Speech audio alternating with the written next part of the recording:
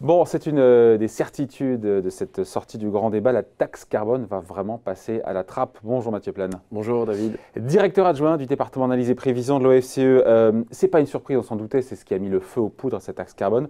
Mais quand même, ça reste le premier grand revirement du quinquennat en termes de politique économique. C'est un grand renoncement, un grand reniement, un grand revirement. Il faut quand même le souligner, on reste 2 secondes là-dessus. Hein. Oui, bien sûr. En tout cas, oui, bien sûr, c'est un grand revirement parce que d'abord, la trajectoire était ambitieuse. De l'augmentation, en fait, du prix de la tonne de CO2, donc qui entraîne l'augmentation de la taxe carbone, plus ambitieuse que ce qu'il y avait dans la haute transition énergétique, c'est la première chose. Et deuxièmement, il y a une question budgétaire sous-jacente qui est importante. C'est combien? Il se prive de combien là, alors, il faut savoir que la taxe carbone avait augmenté en 2018, mais il y avait encore des augmentations jusqu'en 2022. Si on avait respecté, en tout cas, si le gouvernement avait respecté la trajectoire initiale, ou en tout cas celle qui avait été annoncée, il y avait à peu près ces 10,5 milliards supplémentaires dans les caisses de l'État chaque année. C'est les aéroports de Paris chaque année, quelque part en termes de comparaison. Donc c'est quand même extrêmement important en termes budgétaires, 10,5 milliards, qui n'étaient pas redistribués finalement directement. Marginalement. Mais pas, en tout cas, pas forfaitairement. C'est-à-dire qu'ils vont être redistribués via la baisse de taxes d'habitation ou d'autres baisses d'impôts. Mais globalement, là, il y a un manque à gagner de 10,5 milliards par an qui ne sont pas substitués par une nouvelle taxe ou en tout cas de nouvelles recettes fiscales. Bon, et là encore sans surprise, on l'a compris au travers des restitutions, encore une fois, de cette synthèse du grand débat d'hier, les Français, mais on le savait, les sondages l'avaient montré, sont largement contre la taxe carbone. Le chiffre, c'est quoi? C'est 58% des contributeurs qui ne sont pas prêts donc à payer une taxe comportementale, la taxe carbone. Pour autant, il y a une conscience des Français de l'urgence écologique. Et là, on se dit, mais sans que ça passe par des hausses de taxes, il n'y a pas une contradiction parce que ce qui ressort du débat, c'est en gros, c'est à l'autre de payer. Enfin, et d'ailleurs, les Français n'ont pas tort. Il y a beaucoup d'exemptions, beaucoup d'exonérations qui font que le kérosène n'est pas taxé, etc. Donc, non, il y a beaucoup de choses à faire en termes de fiscalité écologique. Il n'y a pas une contradiction. Alors, le vrai problème, c'est que quelque part, la façon dont ça a été fait a un peu tué la fiscalité écologique, assez clairement. C'est-à-dire que ça a été un peu masqué. C'est vrai que ça a commencé sous Hollande d'ailleurs, ça en 2014, mais ça ne s'était pas vu parce que les prix du pétrole étaient bas, et donc ça avait compensé en fait la hausse de la taxe, donc les ménages n'en étaient pas aperçus.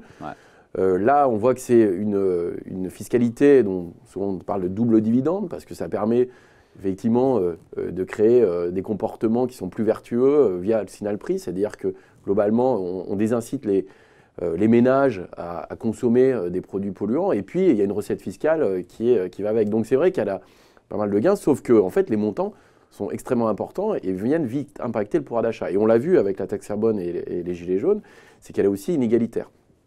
Inégalitaire, c'est-à-dire que l'impact sur le portefeuille n'est pas le même si vous êtes urbain, pauvre, si vous êtes classe moyenne, vous êtes riche, si vous êtes urbain ou rural, si vous vous chauffez à l'électrique, au fioul domestique. Et donc, en fait, on a une hétérogénéité de cas important et surtout, il n'y a pas forcément des possibilités de substitution. C'est-à-dire que vous prenez de plein fouet en fait, l'impact de la taxe sans la possibilité de modifier votre comportement. Et encore une fois, ce que nous disent les participants du grand débat, enfin les contributions, c'est qu'ils sont prêts à changer leur comportement. Je me répète un peu, mais sans vouloir payer encore une fois le carburant plus cher.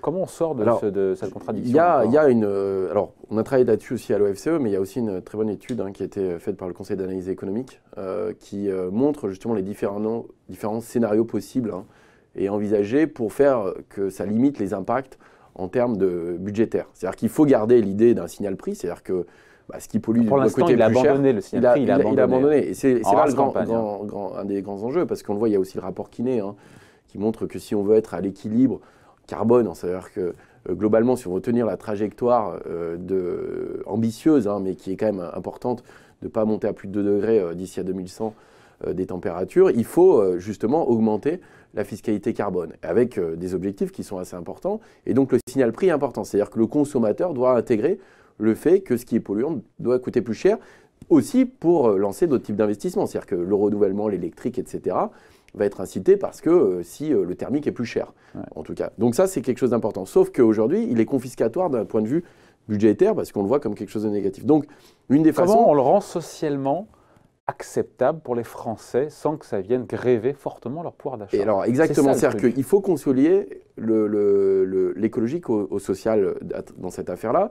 Et donc il faut déjà retransférer l'ensemble du montant de la taxe. Ce n'était pas le cas aujourd'hui. Aujourd'hui, c'était 20%. Non, c'était 20%. Ouais. 20%. Donc on voit bien que ça allait financer. Ils l'ont flingué. C'est comme ça qu'ils l'ont flingué. Ils l'ont flingué. C'est-à-dire que du coup, ça n'a pas été identifié. Si on dit en fait c'est une taxe carbone, mais qui va être intégralement redistribuée. Aujourd'hui, on a 10 milliards à peu près de taxes carbone. Imaginons qu'on déjà forfaitairement, imaginons qu'on répartisse, que tout le monde reçoive un chèque équivalent, déjà il pourra un caractère redistributif. Après, on peut justement donner des critères qui sont un peu plus intelligents que ça, c'est en fonction du niveau de vie, qui peut être plus ou moins, la taxe peut être plus ou moins augmentée en fonction du niveau de vie, c'est-à-dire que plus vous êtes bas, plus vous pouvez toucher, et puis en fonction de votre localisation. Alors après, il ne faut pas faire une usine à gaz, mais il y a des possibilités de le faire, c'est-à-dire que clairement, il ne faut pas que cette taxe carbone soit utilisé comme un levier fiscal pour financer d'autres mesures. Typiquement, la baisse de l'ISF, ça n'aurait aucun sens. Donc, il faut réfléchir ça. Ce qui a été fait jusqu'à présent et ce qui a plombé, ce qui a mis du plomb dans l'aile, cette taxe carbone. Donc, une transition écologique qui préserve le pouvoir d'achat, encore une fois, de ceux qui ne sont pas urbains, de ceux qui ne sont pas les plus aisés,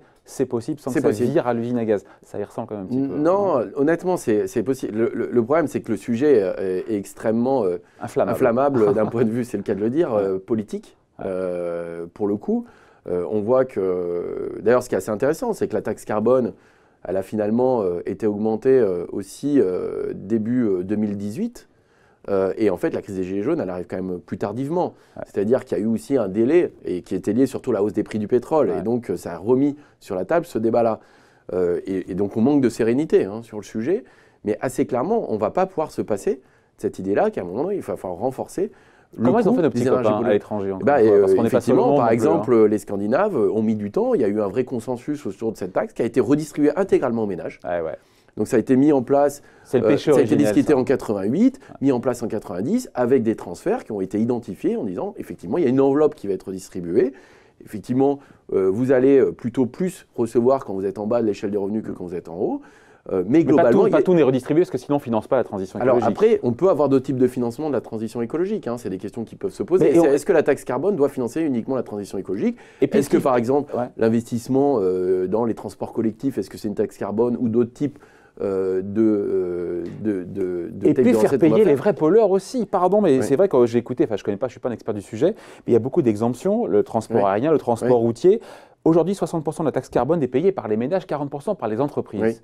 Il ne faudra peut-être pas inverser la chose Oui, alors sachant que les entreprises répercutent souvent le montant de la taxe dans les prix, donc in fine, c'est quand même souvent le consommateur qui paye. On l'a vu sur la taxe carbone, oui, donc finalement, souvent c'est pratiquement 100%. Des ménages qui payent. Après, il y a des problèmes de compétitivité qui peuvent se payer, notamment pour la question de l'industrie, la chimie, etc. Mais donc, ce n'est pas un sujet simple, c'est un sujet assez techno, même hyper techno, parce qu'on voit bien qu'à partir du moment où vous voulez compenser, vous voulez identifier des bonnes compensations, il ne faut pas créer trop d'effets d'aubaine, c'est-à-dire que souvent, quand vous mettez des crédits d'impôt, ça crée beaucoup d'effets d'aubaine, et en même temps, faire quelque chose d'assez simple et forfaitaire, pose la question de l'ultra-simplicité du dispositif qui peut créer justement un certain nombre de problèmes aussi. Donc c'est un vrai sujet, je pense qu'il faut le repenser. Là aujourd'hui, il est inflammable politiquement.